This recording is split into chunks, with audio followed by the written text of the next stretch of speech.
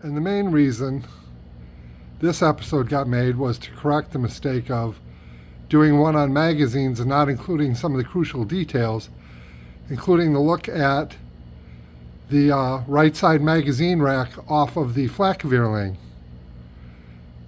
This one it's got pitting, but it's in solid condition. These are the same magazine racks that were used inside the turret of the Whirlwind and the Mobilwagen. You don't often see them rendered correctly in model kits because to try and get all 8 magazines into such a small area, the plastic between the bins would have to be almost non-existent. Here you can see it's just the thickness of sheet metal.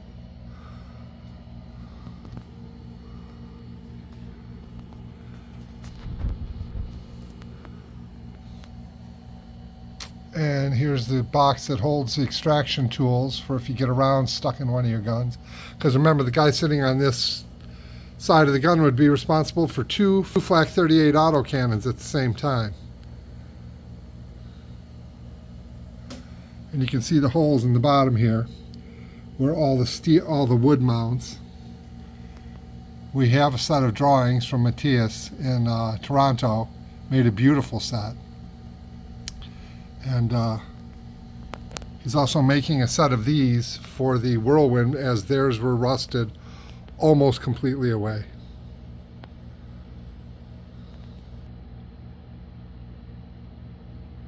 And here's the bottom shot. As you can see, the floor is actually sloped up towards the rear. And then there's 1, 2, 3, 4 bolts that hold the whole thing in place. Like I said, nice and heavy duty. The whole upper right corner here was smashed down and accordioned about 3 inches. I was able to actually get it popped back out straight and fairly accurately.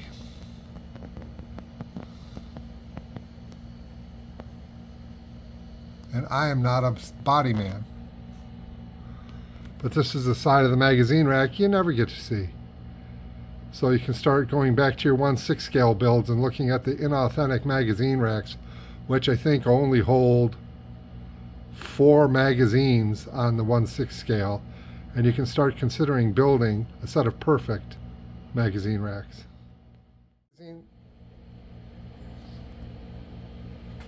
The magazine I've chosen here is an almost perfect condition blued example. It's got the multiple round counting holes rather than just the one at 20. This one gives you a count at every 4 rounds. And of course, up the back of the magazine as well.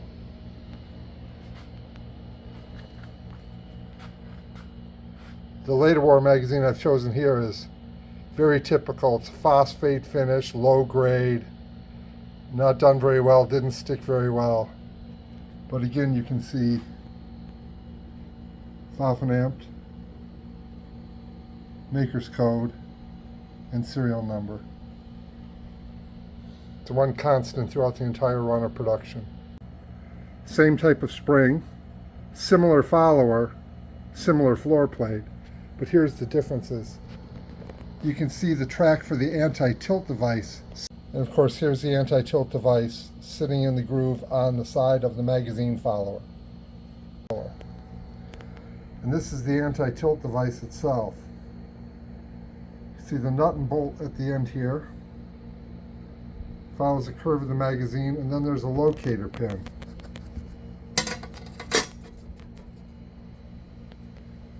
When inside them, you can see the device above the hole here.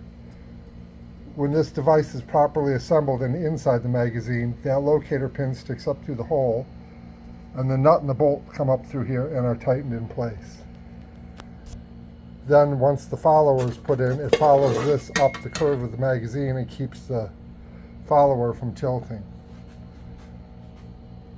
Now on this style floor plate, you can see 4 holes have been punched through the floor plate, and then the material from the hole bent up 90 degrees. And that's to align the spring on the center of the magazine floor so you don't get any uneven force.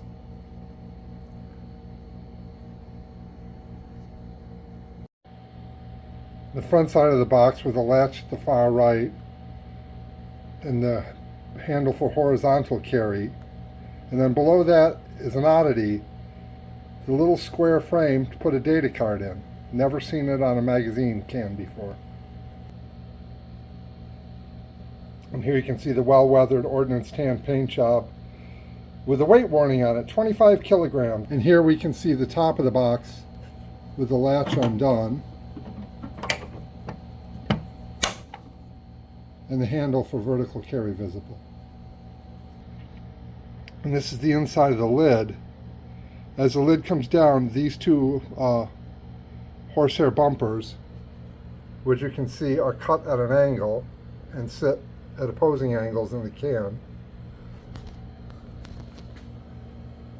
You can see how much of the magazine is exposed. Those two horsehair bumpers sit right on top of the magazine and keep it from rattling in the can. And here you can see the arrangement of the vertical and horizontal carry handles in relation to the latch and the layout of the box. And here you can see the weight warning on the side of the lid of the box, 25 kilograms. That would be with 2 loaded magazines in it, and they are not joking about that weight. The empty can by itself probably weighs 10 kilograms.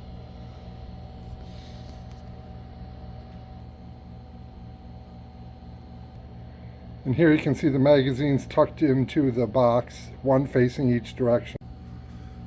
And this box is the standard 100 round box that 2cm ammunition was shipped in. This is a later war version. It's not all fitted pieces like a nice cabinet made one from early in the war, but you can see this one is just plywood with some fairly crude cuts made on it. They still hadn't gotten rid of the steel protectors on the corners, as these boxes are expected to be used over and over again. When you empty one, you put as much of the dunnage back in it as you could, and then you send it back up the supply line to whoever was refilling them. Now you can see a full-size round fits right in there. There would be 100 in this box, and all of them would be in little cardboard shipping tubes. They'd have to lift up, push, and I've had a couple in the past, push fairly hard to get the round out, but you can do it with one hand. And then the inside of the box is lined with galvanized tin, the whole box, and then on this face and this face is heavy card stock to keep you from damaging or giving some sort of packing material between the metal and the fuse of the round, if you were carrying it with fused rounds in it, which would be pretty dangerous. There's a Bakelite box that holds 25 fuses, and you would have the job of assembling your high explosive rounds before you actually loaded them into the gun and used them. Now, on the inside of the lid is more galvanized steel. This band here you can see, about 2.5 centimeter wide band, is rubber. So with the lips of this container folded out over the edge and nailed in place, and this rubber between this piece of galvanized and this piece of galvanized, you achieved a waterproof, not watertight, seal. I don't know if I would trust it, but here in the bottom of the box you can see a big ink Waffenamt stamped.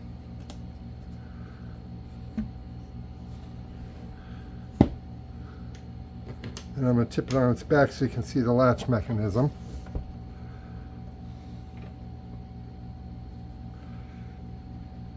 The latches are pretty standard throughout the war. Not much changed in those.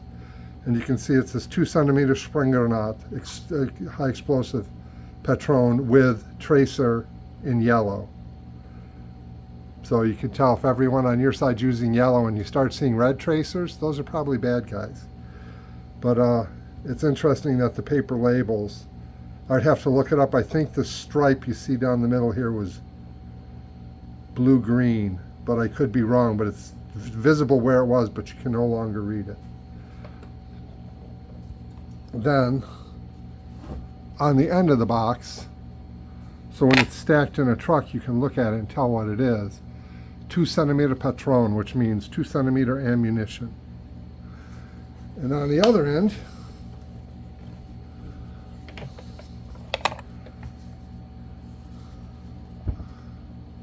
similar markings.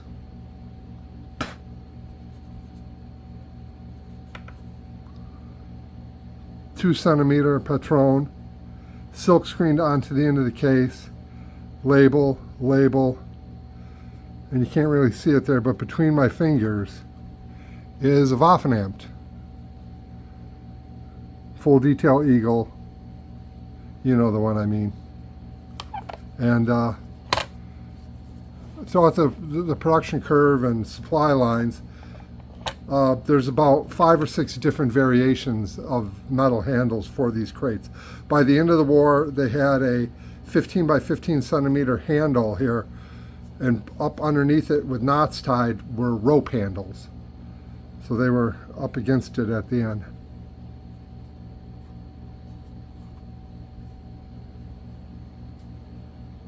I can't see a maker's mark anywhere on it. But that is the 2-centimeter Patron shipping crate, and nothing on the back of it at all. It's all on the front, ends, or top. It's also interesting to see one by this point in the production where they were making them out of plywood. Usually they aren't painted, but this one's painted. There are some makers that only send out painted boxes. There are some makers that only send out stripped or bare wood boxes by the end of the war. It just depends on where you were in the supply chain. And I have found an actual original manufacturer of the hardware for these. I'm trying to negotiate a deal for them to sell them to me without the galvanizing on them. Because as you can see, the German stuff was just painted black. It was not galvanized. But they refused to let stuff out of their factory without the galvanizing on it.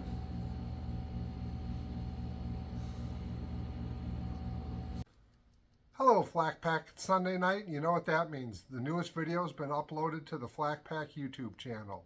Remember to like, subscribe, and share the channel, and give us feedback on the video and let us know what you think of it.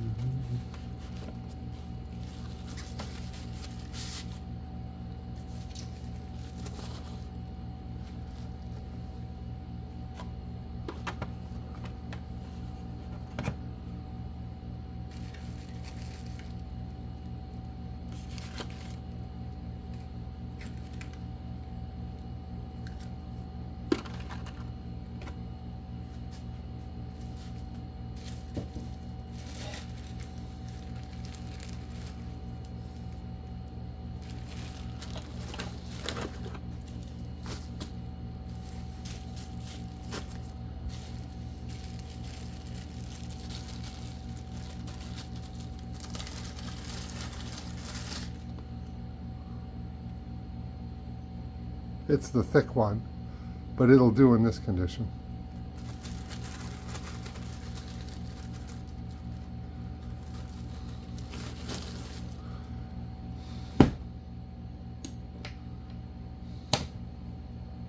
Now the secret's out what I store in my ammunition crate.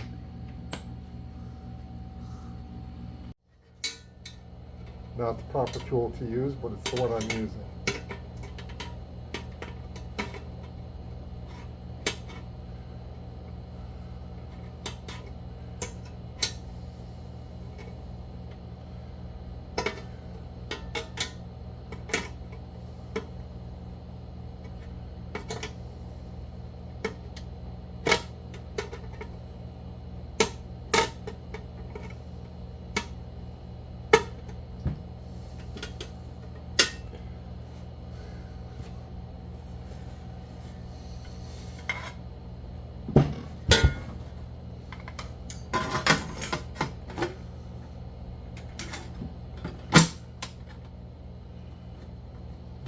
Tilt.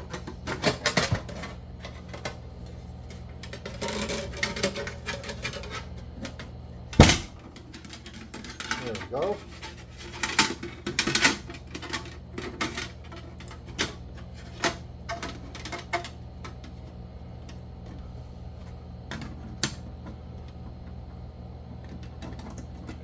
You can see the magazine is tapered. It's narrower at the front where the projectile sits and at the back, as is the floor plate. So it's imperative that you get this on right. I've seen people mess around with floor plated magazines for rifles and whatnot and really get them screwed up.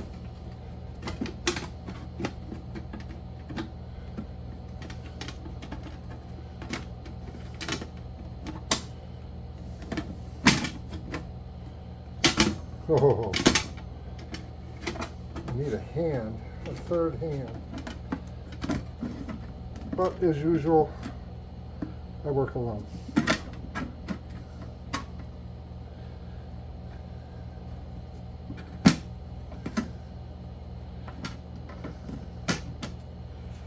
Then, this spring that's riveted on the bottom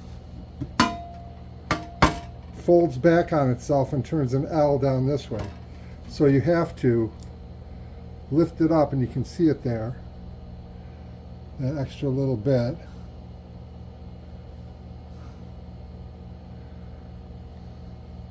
And that sits behind this, and that's what keeps the floor plate from sliding off. Now, this is the earlier magazine that doesn't have the floor plate anti-tilt, or the follower, anti-tilt follower. And in my opinion, these ones are way easier to get together.